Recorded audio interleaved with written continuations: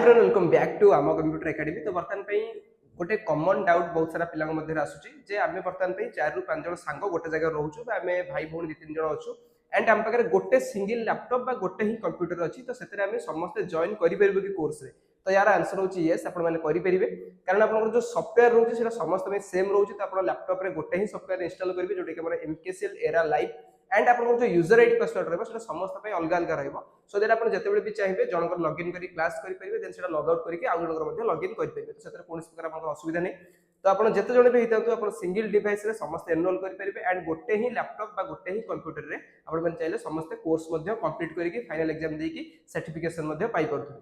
तो जदि अधिक किछि आपन डिटेल्स डाउट रहउची बा आपन जदि किछि डिटेल्स जानिया पय चाहउछंती तळे देथा नंबर आज ही आपन मन चाहिले हम कांटेक्ट करि परिबे, हम टीम सहित आज आपन डिस्कशन करि परिबे एंड बहुत जल्दी हमर जनवरी बैच एंड होबे जाउची। आपन चाहिले जनवरी बैच किबा फेब्रुअरी बैच रे एडमिशन मध्ये करि परिबे। बहुत जल्दी देखा आ गुटे इन्फॉर्मेटिव वीडियो से see ya have a good day, bye bye, take care, best of luck.